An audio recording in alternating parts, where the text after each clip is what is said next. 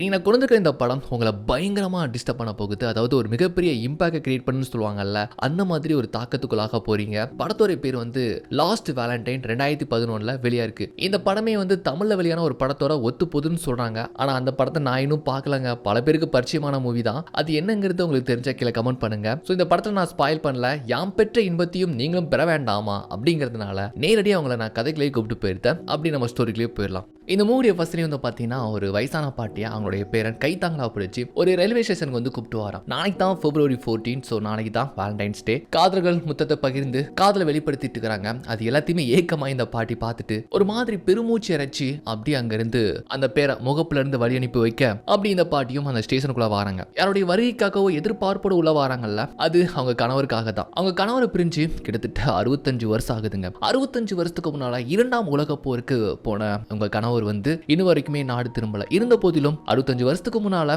இதே ஸ்டேஷன்ல வச்சு நான் கண்டிப்பா இதே வேலண்டைன்ஸ் டேக்கு முன்னால நான் வந்து சேர்ந்துருவேன்ட்டு இவங்க கிட்ட வந்து சத்தியம் பண்ணிட்டு போயிருந்தாரு. அந்த ஒரு நம்பிக்கையில தான் ஒவ்வொரு வருஷமும் இந்த ஸ்டேஷன்ல அவருக்காக இதே நாளை வந்து காத்திருந்துட்டு இவங்க வந்து போறது வழக்கம் உண்டு. அப்படிதான் இங்க வந்திருக்காங்க போல. உள்ள வந்துட்டுமே பாத்தீங்கன்னா அந்த வெயிட்டிங் ஹால்ல ஒரு போட்டோ ஒன்று இருக்குது, பழங்காலத்து புகைப்படம். ஆக்சுவலா 2ஆம் உலக போருக்கு இங்க இருந்து வீரர்கள் போறதுக்கு முன்னால எடுத்துக்கிட்ட புகைப்படம் தான் அது. அந்த போட்டோல அந்த வீரர்களுக்கு பின்னால வந்து பாத்தீங்கன்னா ஒரு கப்பல் வந்து சோகமா பிரிய முடியாம இருந்த மாதிரி தெரியுதுல்ல, அந்த கப்பல் தான் இந்த பாட்டியும் அவங்களுடைய கணவரும். அப்படி இப்ப பிளாஷ்பேக் 65 வருஷத்துக்கு முன்னால இதே நாள் February 30 நாளைக்கு தான் காதலர் தினம். அமெரிக்கா திடீர்னு ஜப்பானோட போர் நிமித்தம் அறிவிச்சதுனால சடனா பல வீரர்கள் அவங்களுடைய குடும்பத்தை விட்டு பிரியக்கூடிய ஒரு சூழ்நிலை ஏற்படுச்சு. அப்படிதான் இந்த பொண்ணுடைய கணவரான தாமஸும் அவங்கள விட்டு பிரிய வேண்டிய ஒரு சூழ்நிலை. ஆக்சுவலா அந்த பொண்ணு அந்த பாட்டி இருக்கிறாங்களே, அவங்க பேர் வந்து கேரோலின். அவங்க தான் நம்ம படத்தோட ஹீரோயின். இவர் பேர் வந்து தாமஸ். ரெண்டு பேருக்குமே சமீபத்துல தான் திருமணம் ஆச்சு. இப்பதான் வந்து நம்ம ஹீரோயின் கன்சீவா கூட இருக்கிறாங்க. ஆனா திடீர்னு இப்படி ஒரு போர் நிமித்தம் ஏற்பட்டதனால அவர் கிளம்ப வேண்டிய ஒரு சூழ்நிலை. அவங்க கணவரை பிரிய முடியாத ஒரு மிகப்பெரிய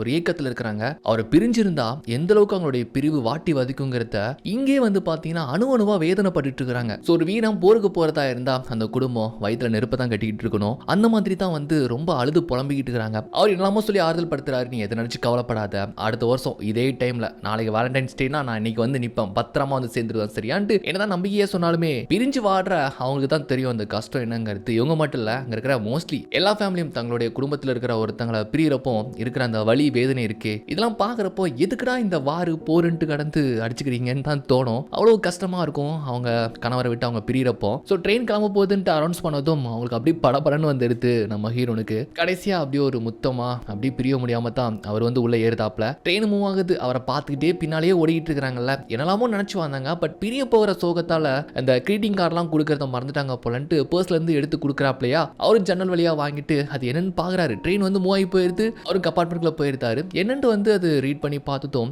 அவரும் நேரம் வந்து தைரியமா இருந்தா அவருக்கு இப்போ மனைவி பிரிய போறது நினைச்சு ரொம்ப கஷ்டமாயிருது. அவ்வளவுதான், ட்ரெயினும் போயிடுச்சு, இனிமேல் நம்ம கணவரை அடுத்த வருஷம் தான் பார்க்க போறோம் அப்படின்ட்டு ஏக்கத்தோட பாக்குற பட்சத்துல இவர் என்ன பண்றாருன்னா கம்பார்ட்மெண்ட்லாம் தாண்டி கடைசியா வந்து நின்று கேர்லின்ட்டு சத்தம் கொடுப்பாராம். அவ்வளவு நேரம் சோகமா இருந்தவங்க டக்குன்னு ஒரு நிமிஷம் அப்படியே மூஞ்சி பிரைட் ஆகுது, அகை நம்ம கணவரா பாக்குறோமேன்ட்டு அவரும் கவலைப்படாத நான் திரும்பி வந்துடும் சொல்லிட்டு அப்படி பாடுக ட்ரெயின் போயிட்டே இருக்கு. அந்த ஒரு கணம் அவங்க மைண்ட்ல என்ன ஓடும்னா, ஒரு செகண்ட் இந்த நிமிஷம் அப்படியே உறைஞ்சு போயிடாதா, ஓடி நம்ம கணவர்கிட்ட போயிட மாட்டாமான்ட்டு தான் அவங்க நினைப்பா இருக்குல்ல. நமக்கு கூட சில பேர் இப்படி பிரியும் போது அப்படிதான் தோணும். அப்படி ட்ரெயின் பாடுக போயிட்டு இருக்க ஒரு மாதிரியான சோகத்துல ஏக்கத்துல பார்த்துட்டு இருக்க ட்ரெயினும் அப்படியே மறைஞ்சு போயிருது. அவ்வளவுதான். இது எல்லாமே பிரசன்ட்ல வந்து பாட்டி நினைச்சு பாக்குறாங்கல்ல. அப்ப அங்க இருந்து ஒரு ஸ்டேஷன் மாஸ்டர் அப்படியே வராப்ல. அவருக்கு இவங்க நல்லாவே தெரியும் நினைக்கிறேன். ஏன்னா 25 வருஷமா அவருக்கு வேலை பாக்குறாரு. 25 வருஷமா அவங்க வந்துட்டு போறத வச்சு என்ன கேரோலின் என்ன அவங்க கணவருக்காக வெயிட் பண்றீங்களான்னு கேட்டா ஆமா அப்படின்ட்டு வந்து ரொம்ப சந்தோஷமா சொல்றாங்க. சோ இந்த வருஷம் கண்டிப்பா வந்துருவாருன்னு எனக்கு ஒரு நம்பிக்கைன்ட்டு வந்து அவங்க ஹோப் நினைச்சு இனிமே அவருக்கு பிரமிக்க வைக்கி. 25 வருஷமா நாங்க வேலை பாக்குறேன், 25 வருஷமா பார்த்ததுல இருந்து நீங்க வந்து போறீங்க, அதுக்கு முன்னால 45 வருஷமா வந்துட்டு போறதா சொல்றீங்க, கண்டிப்பா இந்த வருஷம் அவர் வந்து சேரணும் அப்படின்ட்டு நான் கூட நம்புறேன். ஓகே, எதுவும் சாப்பிட வேணுமான்னு கேட்டா இல்ல எல்லாமே கொண்டு வந்திருக்கேன்னு சொல்றாங்க. ஆக்சுவலா அவங்க கணவருக்காக இந்த நாள் மட்டும் ஒரு நாள் ஃபுல்லாவே இந்த ஸ்டேஷன்ல காத்திருப்பாங்கன்னு நினைக்கிறேன். அதான் சாப்பாடு எல்லாமே கொண்டு வந்து தான் சொல்றாங்க போல. ஓகேன்ட்டு அவர் அங்கிருந்து போயிருந்தாப்லையா. வருஷம் வராங்க. அவங்களுக்கு ஒரு மிகப்பெரிய ஏமாற்றமாவும் இருக்கு. அவங்க என்ன பைத்தியமான்னு கேட்டா அப்பலாம் இல்ல, அவங்க கணவர் மேல இருக்கக்கூடிய ஒரு அளவில்லாத காதல், அதுவும் இத்தனை வருஷம் மாறாத ஒரு லவ், எப்படியாச்சும் பத்திரமா நான் சேஃபா வந்து சேர்ந்துருவேன்னு சொல்லிட்டு அவர் சத்தியம் பண்ணிட்டு போன அந்த ஒரு நம்பிக்கை. அவங்க மனசும் தான் கணவர் உயிரோட தான் இருக்கிறாரு, திரும்பி வந்துருவாருன்ட்டு ஏதோ ஒன்று சொல்லுது. அதனால தான் வருஷம் அவருக்காக இங்க காத்திருந்து போறாங்க. ஸோ ஃபிளாஷ்பேக்ல பாத்தீங்கன்னா அவங்க கணவருக்கு கூட தன்னுடைய மனைவியை இப்படியான ஒரு சுச்சுவேஷன்ல விட்டு போறது நினைச்சு ரொம்ப கவலைப்பட்டிருப்பாரு. ஆனா அந்த டைம்ல தொலைத்தொடர்பா இருந்தது கடிதம் மட்டும் தானே. வாரத்துக்கு ஒரு முறை உன பத்தியும் குழந்தைய பத்தியும் கடத்தலாம் போன்னு சொல்லி தான் அங்கிருந்து ஒரு பிரியாவடியா அங்கிருந்து போயிருப்பாரு. கடைசி ட்ரெயின்ல போகும்போது ஹாப்பி வேலண்டைன்ஸ் டே அப்படின்ட்டு அவங்க சொல்லியிருப்பாங்க. அவ்வளவுதான், அதுக்கப்புறம் பார்க்கவே இல்லை. ஸோ அதனால தான் அவங்க அந்த ஸ்டேஷனுக்குள்ள வரும்போது லவர்ஸ்லாம் ஒன்னா இருக்கிறத பார்த்து அவங்க பழச நினைச்சு ரொம்ப கஷ்டப்பட்டிருப்பாங்க. அதை தான் நம்ம ஃபர்ஸ்ட் சீன்லயே பார்த்திருப்போம். இப்போ அப்படி கட் பண்ணா ஒரு டெலிவிஷன்ல வேலை பார்க்கக்கூடிய ஒரு லேடியை காட்டுறாங்க. அவங்க பேரு சூசன். அவங்க இந்த படத்துடைய செகண்ட் ஹீரோன்னு வச்சுக்கலாம். அப்போ அங்கிருந்து அவங்களுடைய பாஸ் வராங்க. ஆக்சுவலா அந்த சேனல் பொறுத்த வரைக்கும் டாக்குமெண்ட்ரி அண்ட் உண்மைக்கு நிகரான கதையை ஃபோக்கஸ் பண்றதுன்ட்டு அதை தான் வந்து டெலிகாஸ்ட் பண்ணுவாங்க போல. அப்படியே வந்து இவங்களை கூப்பிட்டு வச்சு என்ன சொல்றாங்கன்னா, நம்ம பாட்டியோடைய லவ் ஸ்டோரியை பத்தி நம்ம ஃபோக்கஸ் பண்ணலாம் அப்படின்னு சொல்றாங்க. ஆக்சுவலா இந்த மாதிரி ஒரு லேடி, ஒரு பாட்டி இருக்கிறாங்க. 65 வருஷமா போருக்கு போன தன்னுடைய கணவருக்காக இன்னும் திரும்பி வருவாருன்ட்டு ஒரு நம்பிக்கையோட அப்பப்போ வேலண்டைன்ஸ் டே அன்னைக்கு வந்து ஸ்டேஷன்ல போய் காத்திருக்காங்க. அதை நம்ம வந்து ஒரு டாக்குமெண்ட்ரியா ஃபோக்கஸ் பண்ணணும். அதை தான் நீங்க இனிமேல் ஃபாலோ பண்ண போறீங்கன்னு வந்து சொல்றப்போ அவங்களுக்கு ஆக்சுவலா நம்ம ஹீரோனை பொறுத்த வரைக்கும் இந்த மாதிரியான எமோஷனல் ஸ்டோரிலாம் அவங்களுக்கு பெருசா இன்ட்ரெஸ்ட் இல்ல போல. அவங்க என்ன சொல்றாங்கன்னா, இப்போ அரசியல் ரீதியா ஒரு கதைகளமா ஹாட் டாபிக்கா பேசப்பட்டு வருது. அதை நம்ம ஃபோக்கஸ் பண்ணலாமே, அதை ஃபோக்கஸ் பண்ணா நம்ம சேனல் இன்னுமே பிரபலமாகும், டிஆர்பியும் எகிக்கிட்டு போகும் அப்படின்னு வந்து சொன்னா, ஆக்சுவலி இது அமெரிக்கன் டைரி அப்படிங்கிற ஒரு பேர்ல இருக்கக்கூடிய சேனல் உண்மையான கதையை வெளிக்கொண்டு வந்து தான் மெயின் பர்பஸ்ன்னு சொன்னா அவங்க அப்படி நக்கலா சொல்றாங்க. அப்ப சார், இந்த மாதிரி ஒரு கதை தெரியுமா? ஜப்பான்ல ஒரு நாய் அதோடைய முதலாளி இறந்ததுக்கு அப்புறமா ஸ்டேஷன்லயே பல வருஷமா காத்து இருந்துச்சான். இந்த கதை தெரியுமா? இதை ஃபோக்கஸ் பண்ணலாமே அப்படின்ட்டு ரொம்ப இப்படி கிண்டல் பண்ணி பேசும்போது அவர் இப்படி சிரிக்கிறாரு. அப்போ பின்னால ஒருத்தர் நிக்கிறார். அவர் பேர் லோகஸ் அப்படின்ட்டு அறிமுகப்படுத்தி வைக்கும் போது அது யாருன்னு பார்த்தா நம்ம பாட்டியோடைய பேரன் தான். நம்ம படத்துடைய ஹீரோன்னு வச்சுக்கலாம். இவ்வளவு நேரம் அவங்க பாட்டியோடைய அந்த காதல் கதையை ரொம்ப அலட்சியமா பேசினதை பார்த்திருப்பாரு. அண்ட் இதுதான் அவங்க பேரன் சொன்னதும் இவளுக்கு மூஞ்சி அப்படியே மாறி போயிருது. ஐயோ அப்படி பேசிட்டேமேன்ட்டு. ஆக்சுவலா வந்து இந்த பாஸ்க்கு எப்படி நம்ம பாட்டியோட ஸ்டோரி எப்படி தெரிஞ்சதுன்னா, நம்ம ஹீரோவும் அண்ட் அந்த பாஸோடைய மருமகனும் வந்து ஒரே கிளாஸ்மேட் ஃப்ரெண்ட்ஸ் போல. அப்பதான் பாட்டியோட இந்த ஏக்கம் நிறைந்த காதல் கதையெல்லாம் சொல்லியிருப்பாரு போல. அந்த ஃப்ரெண்டும் இந்த கதை எப்படியாச்சும் டிவில ஒரு டாக்குமெண்ட்ரியா கொண்டு வரலாம் அப்படிங்கிற ஒரு நல்ல எண்ணத்துல தன்னுடைய மாமா கிட்ட சொல்லி அப்படிதான் நம்ம ஹீரோ இங்க கூப்பிட்டுப்பாங்க போல. நம்ம என்ன சொல்றாருன்னா, ஓகே தான், பட் வந்து எங்க பாட்டிக்கு அவங்களுடைய இந்த சொந்த கதையை வந்து ஒளிபரப்புறதுக்கு வந்து அவ்வளவு விருப்பப்பட மாட்டாங்க எனக்கு தோணுது அப்படின்னு சொல்றான். இருந்தாலும் நீங்க முயற்சி பண்ணி பாருங்க, டெலிகாஸ்ட் பண்ணாலும் எனக்கு பிரச்சனை கிடையாதுன்னு சொல்லிட்டு அவங்க இருந்து ஓகே அப்படின்னு நம்ம ஹீரோ ஒரு மாதிரி முறைச்சிட்டு தான் இருந்து போறாப்ல. அப்ப பாஸ் கேட்கிறாரு, என்ன பாட்டியை ஃபாலோ பண்ணலாமான்னு கேட்டதும் வேற வழி இல்லை, ஏன்னா பாஸ் சொல்றதை கேட்டுதான் ஆகணும்னு சொல்லிட்டு அப்படியே நேரா கார் எடுத்துட்டு பாட்டியை பாக்குறதுக்காக வராங்க. ரொம்ப பழங்காலத்து ஒரு வீடு. அந்த வீட்டோடைய முகப்புல இருக்கக்கூடிய அந்த தபால் பெட்டி, அதை எப்போதுமே ஒரு ஷார்ட் வச்சு தான் அந்த வீட்டையே அடிக்கடி இந்த படம் முழுவதும் காட்டுவாங்க. ஏன்னா அந்த தபால் பெட்டி அந்த காலத்துல ஒரு பொக்கிஷமா பார்க்கப்படுச்சுல, அப்படிதான் போல. இவ்வளவு வந்துட்டு கதவை தட்டி, பாட்டி இந்த மாதிரி டெலிவிஷன்ல இருந்து வரோம், இன்டர்வியூ எடுக்கணும்னு சொல்றப்போ அவங்க ஒரு மாதிரி முடிச்சுட்டு, நீங்க தப்பான அட்ரஸ்க்கு வந்திருப்பீங்க போல, நான் அப்படி இன்டர்வியூலாம் கொடுக்கறதா சொல்லவே இல்லைன்ட்டு கதவை சாத்திக்கிறாங்க. ரைட்டான அட்ரஸ் தான் வந்திருக்கிறோம், ஆனா இன்டர்வியூன்னு சொன்னது தான் பாட்டி கதவை சாத்திட்டாங்க போலன்ட்டு. இப்போ அப்படியே அகைன் கதவை தட்டி, பாட்டி நான் இந்த மாதிரி லூக்கோஸோடைய ஃப்ரெண்டுன்னு சொல்லிட்டு சொன்னதும், அப்படி லூக்கோஸோடைய ஃப்ரெண்டா உள்ளவான்னு சொல்லிட்டு ரொம்ப அன்பா உள்ள கூப்பிடுறாங்க. ஆக்சுவலா லூக்கஸே இப்போ கொஞ்ச நேரத்துக்கு முன்னால தான் அவளுக்கு தெரியும், ஆனா அப்படி போய் சொல்லி தான் உள்ள வரா. சரிமா நான் போய் டீ போட்டு வரேன்னு பாட்டி போனதுக்கு அப்புறமா இப்போ உள்ள வந்ததுமே பாட்டியோடைய அந்த புகைப்படங்கள்லாம் பாக்குறாப்ல. பாட்டி அதுல இளமை பருவத்தில் இருந்தது, கணவரோட இருந்தது, கணவருடைய புகைப்படம்ட்டு ரொம்ப ரொம்ப ஒரு பொக்கிஷமா அதை வச்சு பார்த்துட்டு இருக்காங்கல்ல. இதெல்லாம் பாக்குறப்ப தான் இவளுக்கே வந்து தோணுது, பாட்டி எந்த அளவுக்கு பிரிஞ்சு போன கணவரை நச்சு கவலைப்பட்டு வராங்க, வேதனைப்பட்டு வராங்கன்ட்டு அவளுக்கு ரொம்ப எமோஷனல் ஆயிருது. பாட்டி வந்து டீ போட்டு கொடுத்ததும் கூட அந்த புகைப்படங்கள்லாம் பார்த்துட்டு இருக்கிறப்போ பாட்டி வந்து நேரா லூக்கஸ்க்கு ஃபோன் பண்ணி, லூக்கஸ் உன் ஃப்ரெண்டு வாரான்னு சொல்லவே இல்லையாடா அப்படின்ட்டு அவனை பிடிச்சி ஃபோன் பண்ணி சொல்லும்போது இவ வந்து ஃபோன் பண்ணாதீங்க பாட்டின்னு சைக்கிளை காமிக்கிறா. பாட்டிக்கு ஒன்றும் புரியல. லூகோஸ் கேட்கிறா, யார் பாட்டின்னு கேட்டதும் அதான் சூசன் சொல்லிட்டு ஒரு ஃப்ரெண்ட் வந்திருக்கிறாளேன்னதும், ஓ அந்த பொண்ணா அங்கதான் இருக்கிறான்னு கேட்டா, இங்கதான் இருக்கிறா, நாங்க டீ சாப்பிட்டுட்டு இருக்கிறோம் சொன்னதும், இருங்க பாட்டி நான் வாரேன்னு சொல்லிட்டு போன வைக்கிறானா. ஐயோ நம்ம போய் சொல்லிட்டு தான் இங்க வந்து தெரிஞ்சா அவ்வளவுதான், பாட்டிக்கிட்ட இருந்து கதையை வாங்க முடியாதுன்ட்டு யோசிக்கிறாப்ல. ஆக்சுவலா பாட்டி வந்து அவங்களுடைய அந்த காதல் கதையை பத்தி சொல்றதுக்கு ரெடியா இல்லைன்ட்டு நமக்கு தோணுது. இந்த இடத்துல வெளியே உட்காந்து டீ குடிச்சிட்டு இருக்காங்க. அங்க இருந்து லூக்கஸ் வாராம் பாருங்க. அப்ப இவ முன்கூட்டியே முந்திக்கிட்டு போயிட்டு, ஏ லூக்கஸ் அப்படின்ட்டு ஏற்கனவே முன்ன பின்ன பழகிற மாதிரி ஒரு பாய் ஃப்ரெண்ட் மாதிரி போயிட்டு ஒட்டி உறவாடுறாளா. பாட்டி அதை நம்பி இருந்தாங்க. நான் என்ன ஃப்ரெண்டா, எதுக்கு பாட்டிட்டு போய் சொல்லிட்டு இங்க வந்தேன்னு கேட்டா, வேற வழி தெரியல, உனக்கு தெரியும் தான் சொன்னேனே தவிர ஃப்ரெண்ட்லாம் சொல்லலப்பா, எப்படியாச்சும் பாட்டிட்டு இருந்து கதையை வாங்கணும்லன்ட்டு வந்து சொல்றப்போ அவங்க விருப்பப்பட்டு கொடுத்தா மட்டும் தான் உண்டு, நீங்களே வாங்கக்கூடாதுன்ட்டு தான் வான் பண்ணிட்டு இருக்கிற பட்சத்துல பாட்டி இதெல்லாம் பேசுறதை கவனிச்சிடக்கூடாதுன்ட்டு, இந்த ரோஜா செடியை பாரு அப்படின்ட்டு அப்படியே டாபிக்கை சேஞ்ச் பண்றா. ரொம்ப ஓவரா பண்ணாத, அந்த செடி வாடி போயிடுச்சு அப்படின்ட்டு இப்படி மெத்தனமா சொன்னதும் பாட்டி கோவம் திருத்துட்டே, அது வாடலடா, அது நல்லா தான் இருக்கு அப்படின்னு சொல்றாங்க. எதுக்கு அப்படி வந்து கோவப்படுறாங்கன்னு கேட்டா, ஆக்சுவலா இது வந்து 65 வருஷத்துக்கு முன்னால இவங்க கணவர் நட்டு வச்சதாங்க, இது ரொம்ப எனக்கு ஒரு பொக்கிஷம் மாதிரி, இதை நான் ரொம்ப பார்த்து பார்த்து பராமரிச்சுட்டு வரேன்ட்டு சொல்றாப்ல. சாதாரண செடி கொடிகள்ல கூட அவங்க கணவரை நினைச்சு ஃபீல் பண்றாங்களேன்னு சொல்லிட்டு அவளுக்கு ரொம்ப பெருமைப்பா இருக்கு. அண்ட் ஒரு நோட் வேற எடுத்து நோட் பண்ணிக்கிறாளா. இதை பார்க்க நம்ம ஹீரோ வந்துட்டு, பாட்டி எங்களுக்கு கொஞ்சம் காஃபி வேணும், உள்ள போயிட்டு வரீங்களான்னு சொன்னதும் ஓகே அப்படின்ட்டு உள்ள போனதுக்கு அப்புறமா, அதான் ஜாப்பனீஸ் டாக் ஸ்டோரிலாம் இந்த வர பெஸ்டா இருக்குன்னு சொன்னீங்களே, அதை ஃபோக்கஸ் பண்ண வேண்டியதானே, எதுக்கு எங்க பாட்டி தெரிய வந்தீங்கன்னு இப்படி சொல்றப்போ, எப்பா தெரியாம சொல்லிட்டப்பா, என் பாஸ்க்கு மட்டும் இந்த வேலையை முடிச்சு கொடுக்கலன்னா அவ்வளவுதான், எனக்கு தான் பிரச்சனை அப்படின்னு சொல்லிட்டு ஒரு 5 நிமிஷம் கொஞ்சோண்டு டைம் கொடுன்னு சொன்னதுனால பாட்டியோட உட்காந்து ஆறாமரா பேசுறாங்க. பாட்டி சிம்பிளா மேலோட்டமா தான் அவங்க கதையை சொல்றாங்க. அவங்க காதல் ரொம்ப ஆத்மார்த்தமானதுன்ட்டு இவளால புரிஞ்சுக்க முடியுது. ரொம்ப வியந்து போயிட்டு ரொம்ப பாராட்டா தெரியுமா. ஆனா அவங்க என்ன சொல்றாங்கன்னா, இது பாராட்டுற மாதிரி பெரிய விஷயம் கிடையாது, இது என்னுடைய உணர்வு. எனக்கு மட்டும் இல்ல, எத்தனையோ பெண்கள் இந்த மாதிரி வாரில் இறந்து போன தங்களுடைய கணவரை நடிச்சு அவங்க வாழ்க்கையை தியாகம் பண்ணிருக்காங்க. அந்த மாதிரி தான் இதுவும். இதெல்லாம் பெரிய மேட்ரே கிடையாதுன்னு சொல்றப்போ, இருந்தாலும் இத்தனை வருஷமா அவங்க காதல் அப்படியே ஃப்ரெஷ்ஷா வச்சிருக்கீங்கல்ல, அதுதான் மேட்ரு அப்படின்னு சொல்றப்போ அவங்களுக்கு அது பெருசா தெரியல. ஏன்னா இந்த ஜென்ரேஷன் கேப் தான். அப்புல காதல் அப்படி இருந்துச்சு, இப்புல காதல் டெக்னாலஜி வளர்ந்ததுனால அப்படியே மாறிட்டே போகுதுல, அதுதான் போல அப்படின்ட்டு நமக்கு தோணும். ஸோ இதை பத்தி அவங்களுடைய ஃப்ரெண்ட்ஸ் கிட்ட சொல்லிட்டு இருக்காங்க. அவங்க ஃப்ரெண்ட்ஸ் இதை நக்கலடிச்சு பேசிக்கிறாங்க. எப்பா வருஷத்துக்கு ஒரு டைம் போய் அவங்க கணவருக்காக 65 வருஷமா வெயிட் பண்றாங்க, இதெல்லாம் ஒரு பெரிய மேட்ரா? என் பேபி கூட நான் கோல் ஃபிளாடுற வரைக்கும் எனக்காக மணிக்கணக்காக வெயிட் பண்ணுவா. அப்ப இந்த லவ் என்ன சொல்றதுன்ட்டு அந்த மாதிரி கலாய்ச்சிக்கிட்டு ஒரு காதல் சொல்லி பேசிட்டு இருக்காங்க. அப்ப நம்ம ஹீரோன் பக்கத்துல போய் ஒருத்தன் உட்காரான் பாருங்க. ஆக்சுவலா அவன் யாருன்னா அவருடைய ஃபியான்சே தான். அவளுக்கு வந்து எங்கேஜ்மெண்ட் ஆயிடுச்சு, 4 பேருமே ஃப்ரெண்ட்ஸ் தான். ஸோ இப்படி உட்காந்து பேசிட்டு இருக்காங்க. அப்ப அவன் ஃபியான்சே ஒரு ரிங் கொடுத்து நம்ம சீக்கிரமா கல்யாணம் பண்ணிக்கலாமான்னு வந்துட்டு கேட்கறான். ஆனா அவளுக்கு ஒரு குழப்பம். என்னன்னு கேட்டா, இவன் ஃபியான்சே வந்து ஒரு போட்டோகிராஃபர், வேலை விஷயமா வெளிநாடுகளுக்கு அப்பப்போ போயிடுவான். இப்போ கூட ஏதோ ஒரு ஃபாரின் கண்ட்ரில 8 மாசத்துக்கான ஒரு வேலைக்காக அசைன்மெண்ட் பண்ணிட்டு வந்திருப்பான் போல. இன்னைக்கு உட்காந்து நல்லா பேசிட்டு இருக்காங்கல்ல, நாளைக்கு கிளம்பி போயிடுவான். அப்போ அவங்களுக்கு என்ன ஒரு நெருக்கம் இருக்கும், என்ன ஒரு ஃபீல் இருக்கும், ஒண்ணுமே இருக்காதுல்ல. இப்பதான் எங்க இருந்து வேலையை முடிச்சுட்டு வந்தான், அப்படியே கொஞ்சம் பழகலாம் நினைச்சா அப்ப மறுபடியும் கிளம்புறதா சொல்றான்ல. அதான் ஒரு மாதிரி கன்ஃபியூஸா இருந்துகிட்டு கொஞ்சம் யோசிக்கிறான். அப்ப அவங்க ஃப்ரெண்ட்ஸ் இதை புரிஞ்சுக்கிட்டு நாங்க வெளியே இருக்கிறோன்ட்டு இருந்துட்டு இருக்காங்களா. அவ இப்ப என்ன வாக்குவாதம் பண்றான்னா, சேர்ந்து வாழணும்னா என் கூட இங்க இருந்து நேரத்தை செலவழிச்சா தானடா முடியும், ஆனா நீ நாடா போயிட்டு இருந்தா எப்படா அப்படின்ட்டு வந்து சொல்றாப்ல. அதுவும் ரொம்ப நாளைக்கு அப்புறம் இன்னைக்கு தான் மீட் பண்றாங்களா. அதுவும் ஃப்ரெண்ட்ஸை கூப்பிட்டு வச்சு ஒரு மீட்டிங். அவங்க முன்னாலே வந்து கல்யாணம் பண்ணிக்கிறியான்னு கேட்குறியா, உனக்கு கொஞ்சமாச்சும் ஒரு இங்கி தான் இருக்கா அப்படிலாம் கேட்குறாங்க. ஃப்ரெண்ட்ஸ் முன்னால தானே கேட்குறேன்ட்டு அப்பெல்லாம் வந்து சொல்லி வாக்குவாதம் பண்ணிட்டு இருக்க. அவங்க வெளியே இருந்துட்டு இருக்காங்க. ஒரு கடத்துல வந்துட்டு ஓகே ஒன்றும் பிரச்சனை கிடையாது, நீ எதுனாலும் யோசிச்சு பதில் சொல்லுன்னு சொல்லிட்டு அவன் ஒரு மாதிரி விரக்தி அடைஞ்சு தான் அங்கே போறான். இவளுக்குமே இந்த கல்யாணத்துல ஒரு தெளிவில்லை, குழப்பமா இருக்கு. அவன் போனதுக்கு அப்புறமா ஃப்ரெண்ட்ஸ் 2 பேருமே வராங்க.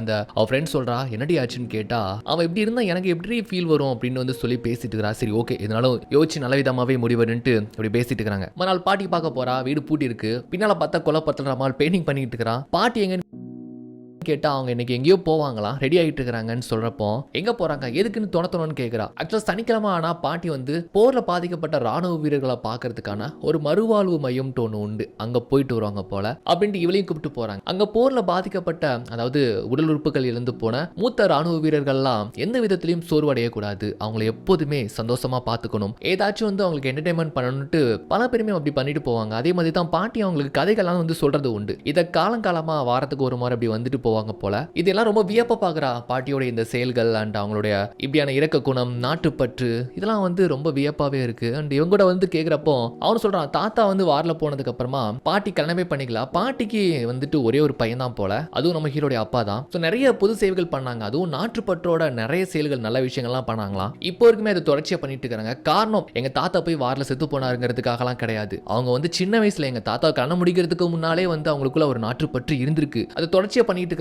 நானும் முடிஞ்ச அளவுக்கு உதவிகள் பண்றேன்ட்டு இப்படி சொல்றான். உன்ன மாதிரி பையங்களாம் பாட்டி பப்புன்ட்டு திரியிற வயசுல பாட்டிக்காக இப்படி பொது சேவைலாம் பண்ண வர பார்த்தல, எனக்கு கொஞ்சம் விசித்திரமா தான் இருக்குன்னு சொல்றப்போ இது என்ன விசித்திரம், ஏன் உங்க பாட்டிக்காக செய்ய மாட்டியா, உன் ஃபேமிலி பத்தி என்னன்னு கேட்கிறப்போ அப்பா இறந்து போயிட்டாரு கொஞ்சம் வருஷத்துக்கு முன்னால, அம்மா பாஸ்டன்ல இருக்கிறாங்க, அந்த அளவுக்கு எங்களுக்குள்ள பேச்சுவார்த்தைகள் கிடையாதுன்ட்டு ரொம்ப வருத்தமா சொல்றப்போ அவ உணர்வுகளை இவன் மதிக்கிறான். அண்ட் ஓகே அப்படின்ட்டு ஆறுதல் படுத்துறப்போ இந்த இடத்துல கொஞ்சம் அவனை பிடிச்ச மாதிரி அவளுக்கு ஃபீல் ஆகுது. அப்புறம் பாட்டி இவங்க 3 பேரும் உட்காந்து பேசிட்டு இருக்காங்க. எத்தனை வருஷமா உங்களுக்குள்ள நாட்டுப்பற்று இந்த மாதிரியான தொண்டு சேவையெல்லாம் பண்றீங்கன்னு கேட்டா, கணவன் முடிக்கிறதுக்கு முன்னாலே பண்றாமா, ஆனா இங்க வந்த ரீசன் என்னன்னு கேட்டா, என் கணவர் தொலைந்து போறதா சொன்னதுக்கு அப்புறமா ஒருவேளை இங்கேயாச்சும் வந்திருப்பாரான்ட்டு ஒரு எண்ணத்துல தான் இங்க ஃபர்ஸ்ட் டைம் வந்தேன். ஆனா இங்க ஒவ்வொருத்தங்க வேதனைப்படுறத பார்த்து எனக்கு ரொம்ப கஷ்டமாயிடுச்சு. அப்புறம் இந்த வீரர்களோட நானும் ஒரு அங்கமாயி அவங்களுக்கு தொண்டு சேவை பண்றதுன்ட்டு இதை பல வருடமா பண்ணிட்டு வரேன்னு சொல்லிட்டு, இதெல்லாம் இந்த காலத்து பொண்ணுக்கு ஓல்டு ஃபேஷனா தெரியும் அப்படின்ட்டு அவங்க சொல்றாங்க. பாட்டி அப்பெல்லாம் இல்ல, உங்க உணர்ச்சி மக்க இந்த நாட்டுப்பற்று என்னால ஃபீல் பண்ணிக்க முடியுது, இதை நான் உங்க குடும்பத்தோட ஒரு பண்பா பாக்குறேன்னு சொல்லிட்டு இப்படி சொன்னதும் பாட்டிக்கு வந்து ஒரு மாதிரி பிடிச்சு போயிருது இவளை. அப்புறம் அப்படியே பேசிட்டு வராங்கல்ல, வீட்டுக்கு வந்ததுமே நம்ம ஹீரோக்கு ஏதோ ஒரு வேலண்ட் அங்க இருந்து கிளம்புறான். ஸோ இன்னைக்கு ஃபுல்லாவே ஒன்னாவே பேசிக்கிட்டு ஒன்னாவே தெரிஞ்சதுனால என்னமோ அவன் மேல இவளுக்கு ஒரு ஃபீல் வருதா, ஓகேன்னு சொல்லிட்டு அவனும் அங்க இருந்து கிளம்புறான். அப்புறம் போனதுக்கு அப்புறமா பாட்டி உங்க பேர் என்ன வேலை பாக்குறாருன்னு கேட்டதும் இந்த மாதிரி அவன் பிசிக்கல் தெரபிஸ்டுமா, அதான் இந்த உள்காயம் வெளிக்காயம் சுருக்குகளுக்குன்னு இருக்கும்ல, அதெல்லாம் எடுத்து விடக்கூடிய ஒரு சிகிச்சையாளர் போல. சரி அதெல்லாம் இருக்கட்டும், எப்ப நம்ம பேட்டி தொடங்க போறோம்னு கேட்கிறப்போ என்ன பேட்டின்னு கொஞ்சம் முழிச்சு போறா. என்ன பேட்டியா, தான் என்னுடைய காதல் கதையை நீ வந்து டெலிவிஷன்ல ஷோ ஷோ பண்ணணும்னு ஆசைப்பட்டியாமே அளவுக்கு சொன்னா, அது சம்பந்தமா நீ எப்ப பேட்டி எடுக்க போறேன்னு சொன்னதும் அவங்களுக்கு கையும் ஓடல காலும் ஓடல. எப்படா நம்ம பாட்டிகிட்ட கேட்கலாம்னு நினைச்சிட்டே இருந்திருப்பாங்க. இப்ப பாட்டியை சொன்னதும் நாளைக்கு பாட்டி நாளைக்கு கண்டிப்பா ஷூட் பண்றோம், இதை நம்ம டெலிகாஸ்ட் பண்றோம்னு சொல்லிட்டு மறுநாளே பாட்டிகிட்ட இன்டர்வியூ எடுக்கிறாங்க. பாட்டிக்கு வந்து அந்த பழசெல்லாம் எடுத்து பேசுறப்பவே அவங்க வார்த்தைகள் அப்படியே ததும்பி போகுது. இருந்தாலும் அப்படியே ஒரு மாதிரியான எமோஷன்ல பேச ஆரம்பிக்கிறாங்க. இவங்களும் இவங்களுடைய கணவர் வந்து பக்கத்து வீட்டுக்காரங்க தான். சின்ன வயசுல இருந்து நல்லாவே தெரியுமா, ஒரே ஸ்கூல்ல தான் படிச்சாங்களாம். அப்புறம் தான் அவர் ஃபேமிலியோட வேற ஏரியா போயிட்டார் போல. அப்போ பார் நடக்கக்கூடிய காலமா மக்கள்லாம் ஒன்றுபட்டு தேசபக்தியோட இருந்திருக்காங்க போல. அண்ட் இது போக ஒவ்வொருத்தங்க வீட்லயும் எத்தனை பேர் வந்து வார்க்கு போயிருக்காங்கிறத ரொம்ப பெருமையா ஒரு ஸ்டார் சிம்பிளோட வந்து குறிப்பிட்டிருப்பாங்க. ஒரு ஸ்டார்னா ஒருத்தர் போயிருக்காரு, 2 ஸ்டார்னா 2 பேர் போயிருக்காருன்ட்டு அர்த்தமா. அப்புறம் கொஞ்சம் வாரலாம் முடிஞ்சு வீரர்கள்லாம் நாடு திரும்புற பட்சத்துல நம்ம ஹீரோன் வந்துட்டு வீரர்களுக்கு பொது சேவை பண்ணக்கூடிய ஒரு வேலையில வந்து ஈடுபட்டு இருக்காங்க போல வாலண்டியரா. அப்பதான் ரொம்ப வருஷத்துக்கு அப்புறமா அங்க வந்து தாமஸை மீன் பண்ணிருக்காங்க. அவர் நேரு வேலை பார்ப்பாரு போல. பார்த்த உடனே 2 பேருக்குமே காதல் தான். ஏன்னா இவங்க சின்ன வயசுல பழகி இருந்தாலுமே அந்த வயசுன்னு வரும்போது பார்த்ததுமே அவங்களுடைய காதல் வெளிப்பட்டுருது. ஃபர்ஸ்ட் அவங்களுடைய காதலை வந்து சொல்லிக்கல, ஆனா இருந்தாலும் ஒரு ஃப்ரெண்டா தான் அப்படி வந்து பழகிறது ஊர் சுத்துறதுன்னு இருந்திருக்காங்க. நாள்பட அவங்களுடைய காதலை வெளிப்படையா சொல்லி 2 பேருமே வீட்டு சம்மதத்தோட கல்யாணமும் முடிச்சுக்கிட்டாங்களாம். ரொம்ப சந்தோஷமா அவங்களுடைய வாழ்க்கை எங்க தான் தொடங்கிச்சு போல. ஸோ இது வரைக்கும் பாட்டி வந்து இங்க பிரசன்ட்ல வந்து சொல்லிக்கிட்டு இன்னைக்கான அந்த இன்டர்வியூ வந்து முடிக்கிறாப்லையா. இப்போ ஜாகிங் போகும்போது ஃப்ரெண்டு வந்து ஃபியான்சே பத்தி கேட்டுட்டு இருக்கா. என்னடி ஆச்சு, எதுவும் முடிவெடுத்தியா, கல்யாணம் பண்ண ரெடி ஆயிட்டான்னு கேட்கறாப்ல. ஆக்சுவலா இவளுக்கு இப்ப அதை பத்தின எந்த ஒரு கவலையும் கிடையாது. அவளுக்கு நம்ம பாட்டியோடைய டாக்குமெண்ட்ரி முடிக்கணும், கதில் அடுத்து என்னவா இருக்கும்னு தான் யோசிக்கிறா. இவ ஃப்ரெண்ட் கேட்கும்போது கூட அது குழப்பமா தான் இருக்கு அப்படின்னு சொல்லிட்டு நம்ம ஹீரோ பாக்குறதுக்காக அந்த மாவு கட்டு போடுற இடத்துக்கு வரா. அப்படிதான் சொல்ல முடியும்னு நினைக்கிறேன். அவங்க ஒரு பையனுக்கு பாத்தீங்கன்னா எலும்பு முறிவு ஏற்பட்டிருக்குன்னு நினைக்கிறேன். அதுக்காக நம்ம ட்ரீட்மெண்ட் கொடுத்துட்டு இருக்கிறான். தூரமா இருந்து இவ பார்த்துட்டு இருக்கிறா. அப்புறம் அவங்க போனதுக்கு அப்புறமா மாவு கட்டு போடுறதுக்கு தான் இது என்ன பிசிக்கல் தெரபிஸ்டா அப்படின்ட்டு கலாய்ச்சிக்கிட்டே அப்படி உள்ள வந்துட்டு, அப்புறம் நான் உன்னை கூகுள் பண்ணி பார்த்தேன், எனக்கு ஒன்னு பத்தி தெரிஞ்சது அப்படின்னு சொல்றப்போ என்ன தெரிஞ்சதுன்னு கேட்கறான். ஆக்சுவலா நம்மால் பாத்தீங்கன்னா பேஸ்கெட் பால்ல சிறந்த வீரனா இருந்திருக்கிறான். அண்ட் ஒரு ட்ரெயினரா கூட இருந்திருப்பான் போல. அந்த வேலையெல்லாம் விட்டு தான் அந்த தெரபிஸ்டுக்கான அந்த வேலையில வந்திருக்கிறான். இதெல்லாம் கூகுள் பண்ணி பார்த்ததுல இவனை பத்தி தெரிஞ்சிருக்கும். இதை வந்து இவ கேட்கிறா. நம்மால் வந்து அதை பத்தி சொல்லல. எங்க பாட்டி தானே நீ இன்டர்வியூ பண்ண போற, எதுக்கு என்ன பத்தி கேட்கிற அப்படின்னு வந்து சொல்லிட்டு சொன்னதும் நமக்கு ஏதோ அவங்க கிட்ட ஓவர் அட்வான்டேஜ் எடுத்துக்கிறோமோன்ட்டு அவளுக்கு ஃபீல் ஆகுது. அப்புறம் எதுக்காக வந்திருக்கிறான்னா கொஞ்சம் இடுப்பு வலின்னு சொல்லிருப்பா போல. அதுக்காக ஸ்ட்ரெச் பண்றதுக்காக சொல்லி கொடுக்குறான். அப்போ அவன் மேல கையெல்லாம் படுதுல, அவளுக்கு கொஞ்சம் ஒரு மாதிரி கூச்சமா இருக்கு. ஆல்ரெடி அவளுக்கு வந்து கல்யாணமாக போகுது. அதுல ஒரு மாதிரி யோசிச்சு போற போக்க பார்த்து நம்ம இவங்க கிட்ட விழுந்துருவோம்னு நினைச்சிட்டு ஓகே எனக்கு கொஞ்சம் வேலை இருக்குன்னு சொல்லிட்டு அந்த சிச்சுவேஷன் அப்படியே சமாளிச்சுட்டு அங்க இருந்து ஓடி வந்துருந்தா. நம்மளுக்கு ஒண்ணுமே புரியல. இப்ப கதை அகைன் தொடங்குது. 2 பேருமே கல்யாணம் முடிச்சதுக்கு அப்புறமா தனி கொடுத்துட போகணும்ட்டு ஒரு வீடு ஒண்ணு அவங்க சொந்தக்காரங்க கிட்ட இருந்து கம்மியான வேலை கொடுத்து வாங்கியிருப்பாங்க போல. கொஞ்சம் ஓட்ட உடச்சலான வீடு தான். ஆக்சுவலா இப்ப இருக்கிறாங்களே அந்த வீடு தான். அந்த வீட்டை கணவன் மனைவி 2 பேருமே சேர்ந்து ரொம்ப குஷியா ரொமான்டிக்கா வந்து ரெனோவேட்லாம் பண்ணிருப்பாங்க. அப்பதான் அவங்க கணவர் அந்த ரோஜா செடியை கூட நட்டு வச்சிருப்பாரு. சோ ரொம்ப சந்தோஷமா இருந்த நாட்களை நினைவு கூர்ந்து இதெல்லாம் சொல்ல இதெல்லாம் இவ கேட்டுட்டே இருக்கிறான். அண்ட் இது போக இவங்க கணவருக்கு வந்து பாத்தீங்கன்னா இந்த மரத்தால் வந்து இந்த கலை பொருட்கள் மாதிரி செய்யக்கூடிய திறமை உண்டு. தாமஸ்ன்னு சொல்லிட்டு அந்த தபால் பெட்டியில் இருக்கக்கூடிய அந்த உட்டால் ஆன அதை கூட அவர் தான் செதுக்கிப்பார் போல. அதுக்கெல்லாம் பெயிண்ட் பண்ணி ஸோ இப்போ வரைக்குமே அவங்க வீட்டில் இருக்கல அந்த தபால் பெட்டி அது அவர் தான் பண்ணுது. அந்த காதல் பண்ண நாட்கள் எல்லாத்தையுமே இது இப்படி கதையா சொல்ல ரொம்ப ஆர்வமா இவங்களும் கேட்டுட்டு இருக்கிறா. அண்ட் அப்படியே சில நாட்கள் போயிட்டு இருக்கிறது ரொம்ப சந்தோஷமா போகிற பட்சத்துல தான் இவங்களும் வந்து கன்சீவ் ஆகிறாங்க. அந்த சமயத்துல தான் போர் நிமித்தம் ஏற்படுது. ஸோ வீரர்கள் எல்லாருமே போருக்கு ஆயத்தமாகணும் அப்படின்னு சொல்லிட்டு வானொலியில இதை பத்தி சொல்லிக்கிட்டு இருக்க. இதை கேட்டதுமே பாத்தீங்கன்னா 2 பேருக்குமே ரொம்ப கஷ்டமாயிருது. அன்னைக்கு நாள் இரவு தூங்கிட்டு இருந்தப்போ நம்ம ஹீரோன்கிட்ட என்ன சொல்றாங்கன்னா மறுபடியும் வாருக்கு போகணுமான்னு கேட்டா உண்மையான ஒரு நாட்டுப்பற்றுள்ள ஒரு இளைஞனா ஒரு வெறி பிடிச்ச வீரனா இருக்கிறான் நம்ம ஆளு நம்ம ஐ மீன் அந்த தாமஸ். அதனால அவர் என்ன சொல்றாருன்னா கண்டிப்பா போய் தான் ஆகணும்னு சொல்றப்போ இந்த நிலைமையில எப்படிங்க என்ன விட்டு போவீங்கன்ட்டு அவங்க ரொம்ப அப்பாவித்தனமா கேட்டாலும் இல்ல ஒரு வீரனா கண்டிப்பா நாட்டுக்காக அந்த போர்ல நான் கலந்துக்கிட்டு தான் ஆகணும் அப்படின்ட்டு இவர் இப்படி சொல்ல அவங்களுக்கு ரொம்ப கஷ்டமாயிருது. ஸோ இதுக்கு அப்புறம் தான் ரயில்வே ஸ்டேஷன்ல கொண்டு அவரை வழி அனுப்பி வச்சது இதெல்லாம் நடந்திருக்கும். அவரை வழி அனுப்பி வச்சதுல இருந்து ஒவ்வொரு நாளும் பாத்தீங்கன்னா கணவரை பத்தியே நினைச்சிட்டே இருக்கிறாங்க. வயிற்றுல குழந்தை, இன்னொரு பக்கம் கணவரை நினைச்சு ஒரு பக்கம் மனசுல பாரம், ஒவ்வொரு நாளையும் ரொம்ப கடினமா தான் கடந்து வந்திருக்கிறாங்க. அந்த சமயத்துல இருந்த ஒரே தொலைத்தொடர்பு கடிதம் எடுத்தான. கடிதங்கள் மூலமா தான் மக்கள் தங்களுடைய உணர்வுகளை தொலை தூரத்துல இருக்கிறவங்களுக்கு வந்து அனுப்பி வைப்பாங்க. சோ அப்படிதான் நம்ம ஹீரோன் வந்து பாத்தீங்கன்னா ஒரு நாளுக்கு 1 லெட்டர் கிடையாது 2 லெட்டர்ஸ் வந்து எழுதி அவங்களுடைய கணவருக்கு எப்ப பார்த்தாலும் டெய்லி வந்து எழுதி போட்டே இருப்பாங்க போல. அது கடிதமா பார்க்கல, ஒரு உயிருள்ள காகிதமா பார்த்து தங்களுடைய உணர்வுகளை அவங்க வெளிப்படுத்தி தான் அங்க இருந்து அனுப்பி வைக்கிறாங்க. சோ அவருக்கும் அந்த கடிதம் வந்து சேர்றப்போ மனைவி எப்படி இருக்கிறா, வயிற்றுல வளர்ற நம்ம குழந்தை எப்படி இருக்குன்னு சொல்லிட்டு அதை பத்தின கவலை, அதோட தான் போர்ல கூட அவங்க போராடிட்டு இருக்கிறாப்ல. சோ பிறக்க போற குழந்தைக்காக இவர் பாத்தீங்கன்னா சின்னதா ஒரு உட்டாலே ஒரு பிளேன் ஒன்று செஞ்சு அனுப்பி விடுறாரு கடிதத்தில். என்னதான் அவங்க ஏகப்பட்ட லெட்டர்ஸ் தன்னுடைய ஃபீலிங்ஸா கொடுத்து அனுப்புனாலும் போட்டு விட்டாலும் அங்கிருந்து வரது எப்பமாச்சும் ஒரு லெட்டர் தான். ஆனா அதை பாக்குறப்பவே மனசுல அவ்வளவு சந்தோஷமா இருக்குது. தன்னுடைய கணவர் கைப்பட எழுதின ஒரு லெட்டர்னு சொல்லிட்டு அந்த காகிதத்தை ஒரு உயிருள்ள பொருளா மதிச்சு பாக்குறாங்க. அந்த அளவுக்கு அவங்க கணவரை மிஸ் பண்றாங்க. சோ அங்கிருந்து வரக்கூடிய லெட்டர்ஸ்ல 2 வகை உண்டு. ஒன்னு சந்தோஷமானதா இருக்கும், ஒன்னு துக்கமானதா இருக்கும். அப்படி ஒரு நாள் போஸ்ட்மேன் இவங்க வீடு பக்கமா சைக்கிள் வந்துகிட்டு இருக்கிறாரு. இவங்களுக்கு தான் வருதோ லெட்டர்ன்ட்டு பாக்குற பட்சத்துல பக்கத்து வீட்டுல இருக்கக்கூடிய ஒருத்தருக்கு போய் ரொம்ப சோகமா ஒரு லெட்டர் கொடுக்குறாரு. ஸோ அந்த வீட்டில் ஒரு ராணுவ வீரன் போருக்கு போயிருக்கான்னு தெரியுது. அந்த லெட்டரை வந்து கொடுத்ததும் ஒரு கணத்தை இதயமா வாங்குறான். அவங்க பிரிச்சு பாக்குறப்போ போர்ல அவங்க கணவர் இறந்து போயிட்டதா தெரிஞ்சதும் அவங்க ஒய்ஃபும் அவங்களுடைய குழந்தையும் துடிதுடிச்சு போறாங்க. இந்த கண்ணால கூட அவங்களால பார்க்க முடியல. ஏன்னா நமக்கும் அப்படி ஒரு நிலைமை வந்துருமோன்ட்டு நெஞ்செல்லாம் படபடத்து போகுது. எந்த அளவுக்கு அவங்க பயந்து இருந்தாங்க அப்படிங்கறத பத்திலாம் சொல்லிட்டு இருக்காங்க. இதெல்லாம் நினைச்சு ஒரு நாள் இரவு அப்படி கவலைப்படும் போது தனிமையில இருக்கும்போது திடீர்னு பார்த்தா அவங்களுக்கு வயிற்று வலி ஏற்படுது. அக்கம் பக்கத்தில் இருக்கிறவங்க வந்து ஹாஸ்பிட்டல் சேர்க்கிறாங்க. நல்லபடியா எந்த ஒரு பிரச்சனையும் இல்லாம அவங்களுக்கு ஒரு ஆண் குழந்தையும் பிறக்குது. ரொம்ப சந்தோஷமா இருக்கிறாங்க. பட் இந்த நேரத்தில் தன்னுடைய கணவர் இல்லையேங்கிற வருத்தம் தான். அவர் நட்டு வச்ச அந்த ரோஜா செடி கூட நல்லா பூத்து குலுங்குதுன்னு வச்சுக்கோங்களேன். அப்படியே சில நாட்கள் கடந்து போகும்போது பையனோட இருந்து வேலைகள் பார்த்துட்டு இருந்தப்போ ரேடியோல பாத்தீங்கன்னா போரை வந்து நிறுத்த போறதா வந்து சொல்றாங்க. சோ எல்லா வீரர்களுமே வந்து நாட்டுக்கு திரும்ப போறாங்க அப்படின்ட்டு வந்து இந்த மாதிரியான ஒரு சந்தோஷமான செய்தியை கேட்டதும் அவங்களுக்கு இப்பதாங்க உயிரே வருது. அப்படி ஒரு பெருமூச்சு இறங்கிறாங்கன்னு வச்சுக்கோங்களேன். அண்ட் அப்பா செஞ்சு அனுப்புன அந்த உட்டாலான அந்த பிளேனை வந்து பையனுக்கு காமிச்சு வெடிக்கை காட்டிட்டு அப்பா சீக்கிரமா வர போறாரா அப்படின்னு சந்தோஷமா குழந்தைகிட்ட வந்து சொல்லிட்டு இருக்கிற பட்சத்துல அப்ப அந்த போஸ்ட்மேன் வாராரு. போஸ்ட்மேனை பார்த்ததும் ஏதோ ஒரு யமனை பாக்குற மாதிரியான ஒரு ஃபீல்ல தான் பார்த்துட்டு இருக்காங்க. ஏன்னா இந்த சமயத்துல வந்தாலே ஏதோ ஒரு துக்கமான செய்தியை தான் இருக்கும்ட்டு தெரியுது. வீடு வரைக்கும் அப்படி வந்த மாதிரி தெரியுது. வீடை தாண்டி போயிருந்தாரு. ஆனா வீட்டை தாண்டி சைக்கிளை நிப்பாட்டி அப்படியே இறங்கி வருவாராம். ஒரு மாதிரி சோகமா தான் கணத்தை இதயமா தான் வர மாதிரி தெரியுது தெரியுமா. அதை பார்த்ததுமே உடஞ்சு போயிருந்தாங்க. ஏதோ ஒரு தப்பான செய்தி தான் சொல்லிட்டு அப்படியே வந்து லெட்டரை கொடுக்கறதுக்கு முன்னாலே இவங்க அப்படியே கீழே தடுமாறி விழுற மாதிரி போறாங்க. அவர் தான் கைத்தாங்களா பிடிச்சி ரொம்ப கஷ்டமா லெட்டர் கொடுத்ததும் அப்படியே அழுதுகிட்டே பிரிச்சு படிக்கிறாங்க. ஆக்சுவலா அதுல இறந்து போயிட்டார்லாம் போடல. அவர் வந்து மிஸ் ஆயிட்டாருன்னு அதுல வந்து மென்ஷன் பண்ணிருக்கு தெரியுமா. அந்த ஒரு வார்த்தை தான் அவங்களுக்கு தைரியம் கொடுக்குது. இல்ல என் கணவர் சாகல, அவருக்கு எதுவும் ஆகல, அவர் தொலைஞ்சுதான் போயிருக்கிறாரு, கண்டிப்பா திரும்பி வந்துருவாருன்ட்டு அப்படி தைரியமா தன்னுடைய குழந்தைகிட்ட போய் இப்படி சொல்லி அழுதுகிட்டே சொல்றாங்கல்ல.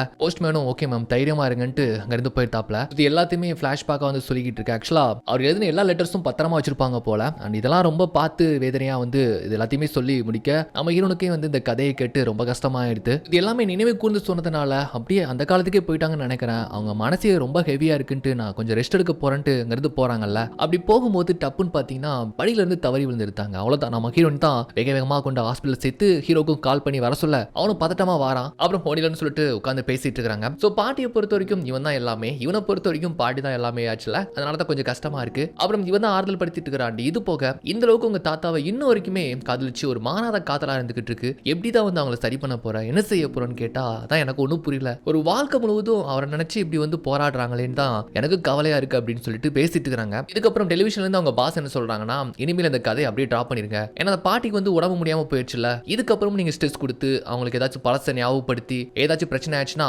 அவங்க குடும்பத்துல இருந்து நம்ம மேல கேஸ போட்டுருவாங்கன்னு சொல்லிட்டு அவர் இப்படி சொன்னா இல்ல சார் ஓரளவுக்கு ஃபினிஷ் பண்ணியாச்சு, அவங்க கிட்ட கேட்டா கண்டிப்பா ஒத்துழைப்பாங்கன்னு சொன்னா முடியவே முடியாது, இந்த கதையை அதோட விட்டுருங்க. நீங்க சொன்னீங்களே ஏதோ ஒரு பாலிடிக்ஸ் சம்பந்தப்பட்ட ஒரு கதையில போக்கஸ் பண்ணா சேனல் இன்னும் பிரபலமாகும்ட்டு அதுல கவனம் செலுத்துங்கன்னு சொல்லிட்டு அவர் வடுக போயிருந்தாப்லையா. இந்த அரசியல் பிரமுகரை சந்திக்கிறதுக்கு முன்னால அது சம்பந்தப்பட்ட ஏதோ ஒன்று படிச்சிட்டு இருக்காங்க. அப்போ ஒரு போன் வருது. யாருன்னு பார்த்தா பாய் ஃப்ரெண்ட், ஐ மீன் ஃபியான்சே தான். அவன் அந்த நேரத்துல ஜாலியா இருந்துகிட்டு இருக்கான் போல. என்னாச்சு என்ன பண்ற அப்படின்ட்டு விசாரிக்கிறான். இவ வேற ஒரு டென்ஷன்ல இருந்துட்டு இருக்கா. எது யோசிச்சியா எது முடிவெடுத்தியான்னு கேட்கிற பட்சத்துல அப்படியே குழப்பமா தான் இருந்துட்டு இருக்கிறாள். நீ எப்போ வரும்னு கேட்டா 8 மாசம் ஆகும்னு சொல்றான். 8 மாசத்துக்கு அப்புறமும் கொஞ்சம் வேலை இருக்குமா, அப்ப நீ மூட்டை அங்கே இரு அப்படின்ட்டுங்கிற மாதிரி போன் பேசிட்டு வச்சுட்டு இப்போ ஏதோ ஒரு போன் வருது. யாருன்னு பார்த்தா நம்ம ஹீரோ தான் போல. அவன் போன் வந்ததுமே அப்படி மூஞ்சி கொஞ்சம் பிரைட் ஆகுது. புன்னகையோட வந்து பேசிட்டு பாட்டி எப்படி இருக்காங்கன்னு கேட்கறாப்ல. பாட்டி நல்லா இருக்கிறாங்க, நான் உன் வீட்டுக்கு தான் வந்திருக்கிறேன், வீட்டுக்கு முன்னால தான் வாசல்ல தான் நிக்கிறேன்ட்டு சொல்றப்போ எது வாசல்ல தான் இருக்கிறியான்ட்டு அப்படி ஷர்ட் முடியெல்லாம் சரி பண்ணிட்டு வெக்கத்தோட போய் நிக்கிறாப்ல.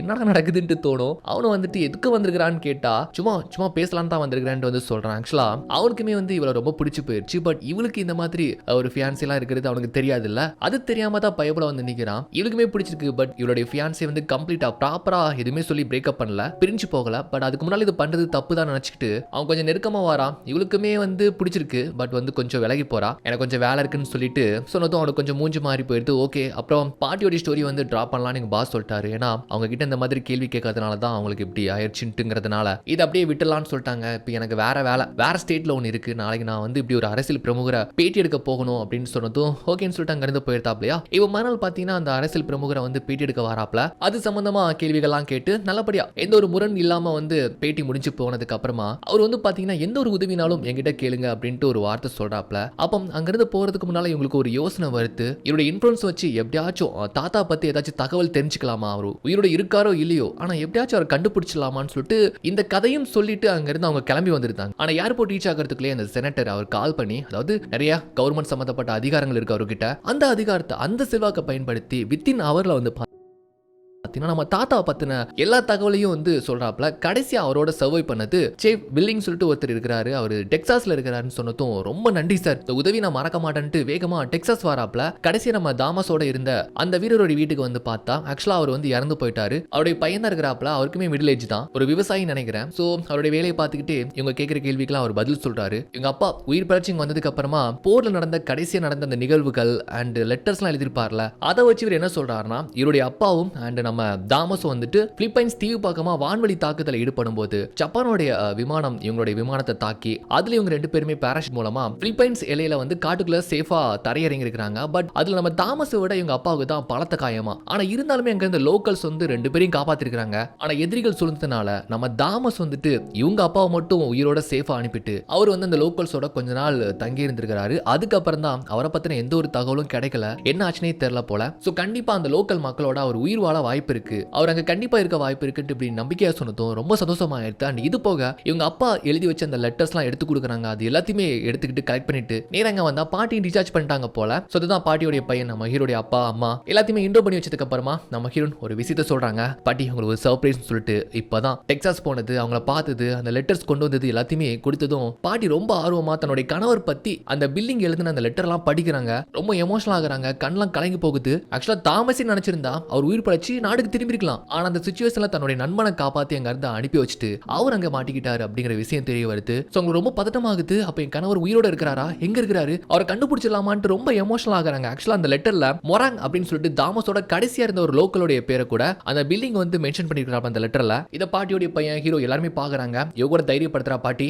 எப்படியாச்சும் தாத்தா உயிரோட இருந்தா கண்டுபிடிச்சிடலாம், நான் கண்டுபிடிக்கிறேன்னு சொல்லி தைரியப்படுத்திட்டு இத பத்தி பாஸ்கர் சொன்னா அவர் கோபப்படுறாரு. அந்த கதையை அப்படியே விட்டுன்னு சொன்னா மறுபடியும் எதுக்கு அதுக்குள்ள தலையிட்டு இருக்கிறான்னு கேட்டா, சார் இதை நான் வேலைக்காக பண்ணலாம் சார், 65 வருஷமா தன்னுடைய கணவர் திரும்பி வருவாருன்ட்டு போராடிட்டு இருக்கிற ஏங்கிட்டு இருக்கிற அந்த பாட்டிக்காகன்ட்டு சென்டிமெண்டலா சொன்னாங்க. பாரு நான் கொடுத்த வேலையை மட்டும் பாருன்ட்டு சொல்றப்போ வேற வழி இல்லை. இவங்க என்ன சொல்றாங்கன்னா, 3 வருஷமா கம்பெனிக்காக தான் நான் வேலை பார்த்துட்டு இருக்கிறேன், எனக்கு வெக்கேஷன் சொல்லிட்டு நீங்க கொடுக்கவே இல்லை, வெக்கேஷன் கொடுங்க, அந்த கேப்ல அந்த வேலையை முடிச்சுட்டு வரேன்ட்டு சொல்றப்போ அவர் கோபப்படுறாரு. இங்க பாரு நீ அப்படி வெக்கேஷன் போனா திரும்பி வரப்போ எனக்கு வேலை இருக்காதுன்னு சொன்னா யோசிச்சு ஓகே எனக்கு வேலை பண்ணாலும் பரவாயில்லன்ட்டு ரொம்ப துணிஞ்சு பேசுறாங்க. வேலையோட உனக்கு அதுதான் முக்கியம்னா போ அப்படின்னு சொல்லிட்டு அவரும் போயிருந்தாரு. ஃப்ரெண்டு கேட்கறா, என்னடி உனக்கு ஆச்சு, ஏன் அப்படி பேசுறேன்னு கேட்டா, இந்த ஸ்டோரிக்குள்ள கொண்டு வந்ததே அவர் தான், இப்போ இதை கைவிடு, இது தேவலன்னு சொன்னா எப்படி. அந்த பாட்டிக்கு அவருடைய கணவரை கண்டுபிடிக்காம எது ஒரு பதில் தெரியாம நான் வந்து ஓய மாட்டேன் இப்படிலாம் சொல்லிட்டு இருக்காங்க. அப்போ வந்து அவங்க சொல்றாங்க, நான் கொஞ்ச நாளா பாக்குறேன் ஆண்ட்ரூ பத்தி நீ நினைக்கிறதே கிடையாது, ஆனா லூக்கஸ் அவனுடைய பாட்டின்ட்டு அவங்கள பிடிச்சி தொங்கிட்டு இருக்கிற, என்னடி நடக்குது, என்ன ஆச்சு உனக்கு, அப்ப ஆண்ட்ரூ உனக்கு வேணாமா, லூக்கஸ் தான் காதலிக்கிறான்னு கேட்க, எனக்கு அந்த விஷயத்துல குழப்பமா இருக்குன்னு சொல்றானே, மறுபடியும் அதுக்கு அதே கேட்டுட்டு இருக்கிறேன்ட்டு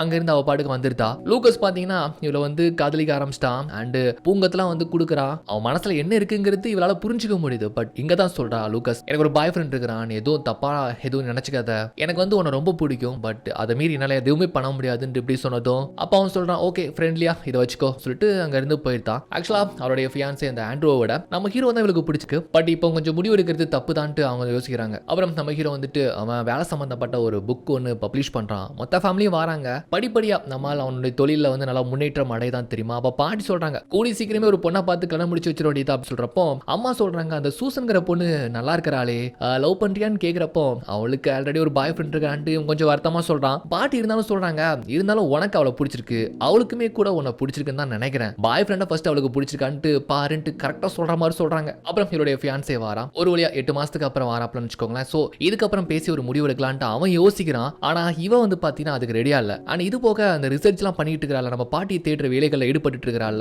அதெல்லாம் போர்ட்ல இருக்கிறத பார்த்துட்டு அவன் என்னன்னு கேட்கிறப்போ, அன்னைக்கு கூட இப்படி ஒரு பாட்டி ஒருத்தங்க அவங்க கணவருக்காக வேலண்டைன்ஸ் டே அன்னைக்கு வந்து வெயிட் பண்றதா ஒரு கதை சொன்னே, அவங்கள தான் அப்படி ஃபாலோ பண்ணிட்டு இருக்கிறேன், அவங்க கணவர் கிட்டத்தட்ட கிடைக்கிற மாதிரி தெரியுது, அதை பத்தின ஒரு ரிசர்ச் தான் வந்து சொல்லிட்டு இருக்கிறாப்லையா. இது போக பிலிப்பீன்ஸ்ல இவனுக்கு தெரிஞ்ச கான்டாக்ட்லாம் உண்டு. ஸோ அந்த தாத்தா வந்து லோக்கல்ஸ் தான் காப்பாத்துனாங்க. அந்த லோக்கல்ல மொராங்னு சொல்லிட்டு ஒருத்தர் இன்னுமே இருக்கிறாரு. கண்டிப்பா அந்த தாத்தா கூட அங்கதான் இருக்க வாய்ப்பு இருக்கு. உனக்கு பிலிப்பீன்ஸ்ல யாராச்சும் தெரிஞ்சவங்க இருக்கிறாங்களா, இந்த லோக்கல்ஸ் எல்லாம் தெரியுமான்னு வந்து கேட்கிறப்போ தெரியும், கான்டாக்ட்ஸ் எல்லாம் இருக்குது. ஆக்சுவலா இவன் காடுகளை தானே போய் போட்டோ எடுத்துட்டு இருப்பான். ஸோ தெரிஞ்ச கான்டாக்ட்ஸ் வச்சு எப்படியாச்சும் அந்த லோக்கல்ஸ் யாருன்னு கண்டுபிடிச்சிடலாம் அப்படின்ட்டு எல்லாத்தையும் சொல்லிக்கிட்டே என்ன பண்றானா அங்க இருக்கிற அந்த மோதிரம் ஒன்று இருக்கும் அதை பார்த்துட்டு தான் ஆக்சுவலா வெட்டிங்காக இதை வாங்கி கொடுத்துருப்பாள்ல இதை போட்டிருந்தா கல்யாணத்துக்கு ஓகே ஆனா இவ போடாம வச்சிருக்கா அப்போ இந்த கல்யாணத்துல அவளுக்கு விருப்பம் இல்லைன்ட்டு இவனால புரிஞ்சுக்க முடியுது ஒரு குழப்பமா இருக்கேன்னு சொல்லியிருந்தா இன்னுமா குழம்பிக்கிட்டு இருக்கிறா ஓகே அவளுக்கு யாரையோ பிடிச்சிருக்க போலான்னு சொல்லிட்டு இதை வெளிப்படையா கேட்டதும் அவளும் சொல்றா நம்ம 2 பேருக்கும் செட் ஆகாதுன்னு நினைக்கிறேன் ஆண்ட்ரூ நான் மன்னிச்சிரு நானும் எவ்வளவு ட்ரை பண்ணி பார்த்தேன் உன்கிட்ட அந்த ஃபீல் வரல நம்ம ஒரு ஃப்ரெண்டாவே இருக்கலான்ட்டு இப்படி சாதாரணமா சொல்றா அவனுக்கு கஷ்டமா இருக்கு பட் பெருசா அந்த அளவுக்குலாம் இல்லைங்க வேற யாரையும் லவ் பண்றியான்னு கேட்கிறப்போ இல்லன்ட்டு ஒரு மாதிரி தயக்கமா சொல்றதை வச்சு ஓகே அவன் மனசுல வேற யாரோ இருக்கிறாங்கன்ட்டு இவனால புரிஞ்சுக்க முடியுது பட் இருந்தாலும் அவன் ஹர்ட் ஆகக்கூடாதுன்னு சொல்லிட்டு நம்ம மன்னிச்சிரு ஆண்ட்ரூ எனக்கு எப்படி உங்ககிட்ட சொல்றதுன்னு தெரியல அப்படின்னு வந்து சொல்லிட்டு அங்க இருந்து ஹக் பண்ணி தான் வெளியே வந்து அனுப்பி விடுறா தெரியுமா அப்போ நம்ம ஹீரோவை பாக்குறதுக்காக வந்திருப்பான் அப்ப இதுதான் அவருடைய பாய் ஃப்ரெண்டா நினைச்சிட்டு தப்பா புரிஞ்சுட்டு அங்க இருந்து போயிருந்தான் இதுக்கப்புறம் தனிமையில் இருக்கிறவ நம்ம ஹீரோ பத்தி நினைச்சிட்டு இருக்கிற ஆக்சுவலா அப்படி அவன் காதல் சொல்ல வரும்போது கூட நம்ம பாய் ஃப்ரெண்ட் இருக்கிறதா சொல்லி அனுப்பி வச்சிட்டோமே அவங்க நம்ம எப்படி பேசுறது நம்ம காதல எடுத்து சொல்லலாமா வேணாமான்னு ஒரு குழப்பத்துல இருந்துட்டு அவன் வாங்கி கொடுத்த பூ கூட பார்த்துட்டு இருக்கிறா அதெல்லாம் வாடி போயிருக்கு ஓகே நம்மளே போய் பேசலாம்னு சொல்லிட்டு அகைன் ஒரு வாட்டியாச்சும் அவன் லவ் பண்ற விஷயத்தை பத்தி கேட்க மாட்டானான்ட்டு ஒரு எதிர்பார்ப்புல தான் அந்த லைப்ரரி வாரா இந்த மாதிரி புக் பப்ளிஷ் பண்ண விஷயம் எல்லாமே தெரிஞ்சு தான் வருவா ஆனா அவன் நான் கொஞ்சம் பிஸியா இருக்கிறேன் அப்புறமா பார்க்கலான்ட்டு சொன்னதும் சொல்ல வந்தது அப்படியே எச்சு முழுங்கிட்டு அங்க இருந்து வந்துருதாப்ல இதுக்கப்புறமா சாதாரணமா வேலைக்கு வரது உண்டு ஆனா அன்னைக்கு திமிரா பேசினால அதனால காண்டான பாஸ் வந்து இவளுக்கு தனி ரூம் ஒன்று கொடுத்துருப்பாரு அதை பிடிங்கிட்டு இந்த சாதாரண கியூபுக்களை தூக்கி போட்டுருந்தாப்ல அது போக அவளுக்கு சிரமமான வேலைகள்லாம் கொடுக்குறாரு ஆத்லெட்ஸை ஓடிக்கிட்டே போய் பேட்டி எடுக்கிறது அப்படி இப்படின்ட்டு இதெல்லாம் சிரமப்பட்டு ஒரு பக்கம் இருந்தாலும் ஆண்ட்ரூட கால் பண்ணி ஃப்ரெண்ட்லியாக வந்து பார்த்தீங்கன்னா அந்த மொராங் பற்றி கேட்டு விசாரிக்கிறா அப்படி விசாரிச்சதில் அவன் லோக்கல்ஸ்லாம் ட்ரை பண்ணி எப்படியோ வந்து அந்த மொராங்கை கண்டுபிடிச்சதாங்கிற இந்த விஷயத்த சொன்னதும் பாருங்க அவளுக்கு கையும் ஓடலை காலும் ஓடலை அப்படியே ஒரு குதூகலத்தோட பாட்டியை வந்து பார்த்து பாட்டி நான் அந்த மொராங்கை கண்டுபிடிச்சிட்டேன் அப்படின்னு சொன்னதும் அப்படியே வந்து பாருங்க தன்னுடைய கணவரை கண்டுபிடிச்சிட்டோம் அப்படிங்கிற அந்த பூரிப்பில் அப்படியே ஸ்டன் ஆகி போயிருந்தாங்க அப்புறம் ஆண்ட்ரோடைய அங்கே உதவியால் மொராங்கும் நம்ம பாட்டியும் வீடியோ காலில் பேசிக்கிறாங்க ஆக்சுவலாக 2011 வந்து வீடியோ கால் அப்படிங்கிறது வந்து பெருசாக வந்து யாருக்கும் தெரிஞ்சிருக்காது இல்லை பாட்டிக்கு ரொம்ப ஆச்சரியமா இருக்குது எது அந்த பக்கமா இருக்கிறவரை நான் நேர்ல பார்த்து பேசலாமான்னு சொல்லிட்டு ஒரு வீப்பல தான் அப்படி பேச தொடங்குறாங்க அந்த மொராங்க வந்து பேசுறாரு ஸ்டார்ட் பண்றதுக்கு முன்னாலே கொஞ்சம் அவருக்கு எமோஷனலா ஃபீல் பண்றதுக்கு காரணம் என்னன்னு கேட்டா இன்னைக்கு அவர் உயிரோட இருக்காருன்னா அதுக்கு காரணமே நம்ம பாட்டியோட கணவரான தாமஸ் தான் தாமஸ் மட்டும் இல்லைன்னு வச்சுக்கோங்களேன் இவர் இன்னைக்கு இருந்திருக்கவே முடியாது அப்படின்ட்டு தான் வந்து ஆரம்பிக்கிறாப்ல இதுல ஒரு விஷயம் நம்ம புரிஞ்சுக்கணும் ஆக்சுவலா நம்ம தாமஸால உயிர் பிழைச்ச பில்லிங் அப்படிங்கிறவர் வந்து இறந்து போயிட்டாரு அவர் வந்து சோல்ஜர் இவர் வந்து லோக்கல் ட்ரூப்ல சேர்ந்த ஒருத்தர் இவரும் கூட நம்ம தாமஸால தான் உயிர் பிழைச்சிருக்காரு இப்போ அந்த பிளாஷ்பேக் சொல்றாரு ஆக்சுவலா அந்த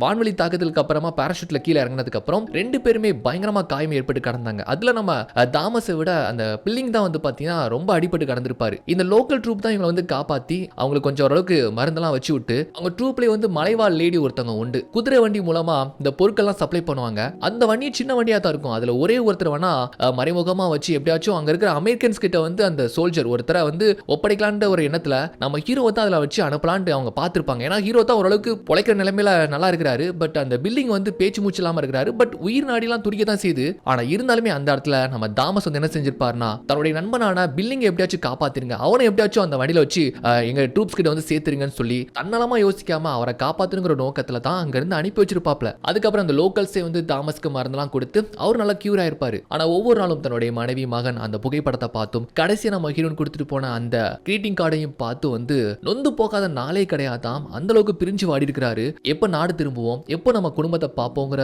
ஒரு ஏக்கத்திலே இருந்திருக்கிறதா வந்து இது எல்லாத்தையுமே அந்த மொராங் சொல்லிட்டு இருக்க இங்க பாட்டி எப்படி கண்கலங்கி போயிருந்தாங்க அவருக்கு என்னதான் ஆச்சுன்னு கேட்கிறப்போ இவங்க இருந்த ஏரியா பக்கம் எப்படியோ ஜாப்பனீஸ் படையினர் உள்ள ஊடுருவி வந்துட்டாங்க போல அப்ப லோக்கல்ஸ்ல அங்க அடிவாரத்தில் வாழக்கூடிய சில குடும்பங்களை அவங்க கொண்டு போட்டு அங்கேயே பதுங்கி இருந்திருக்காங்க இது தெரியாம யாராச்சும் மிஞ்சி போய் உயிர் வாழ்ந்துட்டு இருப்பாங்களான்னு சொல்லிட்டு நம்ம ஹீரோடைய குரூப் அங்க வந்திருக்காங்க போல அப்போ எல்லாருமே கொல்லப்பட்டு கடந்துக்கிறாங்க அங்கங்க சில பொருட்கள்லாம் கடந்திருக்கும் அதுல ஒண்ணு ஒரு பிளேன் ஒன்று இருக்கும் தெரியுமா மரத்தாலான பிளேன் ஒன்று இருக்கு இதை பார்த்ததும் தன்னுடைய மனைவி குழந்தை இதெல்லாம் நினைச்சு அப்படி கண்களையும் அழகுறாரு சரி இங்கிருந்து எப்படியாச்சும் போயிடணும் உயிர் தப்பிச்சிடணும்னு சொல்லிட்டு பாத்துருக்கிற பட்சத்துல கொல்லப்பட்ட மக்கள்ல ஒரே ஒரு பையன் மட்டும் ஒரு குட்டி பையன் மட்டும் உயிர் பழச்சிருப்பான் போல அவனை காப்பாத்த போய் நம்மால் வந்து குண்டடிப்பட்டிருக்கிறான் சோ அவங்கள எப்படியாச்சும் தப்பிக்க வைக்கலாம்னு சொல்லிட்டு இந்த மொராங்கையும் அந்த குட்டி பையனையும் படகுல ஏற்றி அங்க இருந்து தப்பிக்க வச்சிருப்பான் அதுக்கப்புறம் வளைச்சு நம்ம ஹீரோ மேல ஷூட் பண்ண அந்த இடத்துல மடிஞ்சு போய் கண்களை மூடும் போது கூட கடைசி வரைக்கும் தன்னுடைய மனைவி பத்தி நினைச்சிட்டு இருந்திருப்பாரு அப்படியே அந்த கனவுகள் எல்லாம் ஃபேட் அவுட் ஆகி போற மாதிரி தான் அப்படி இறந்து போயிருப்பாரு சோ இந்த சீனை பாக்குறப்போ நமக்கே ரொம்ப கஷ்டமா இருக்கும் அதுக்கப்புறம் அந்த ட்ரூப்ஸ் எல்லாம் இவங்க வந்து விரட்டி அடிச்சதுக்கு அப்புறமா தாமஸோட இடத்துல அடக்கம் பண்ணிட்டு தான் இவங்க வந்திருப்பாங்க போல.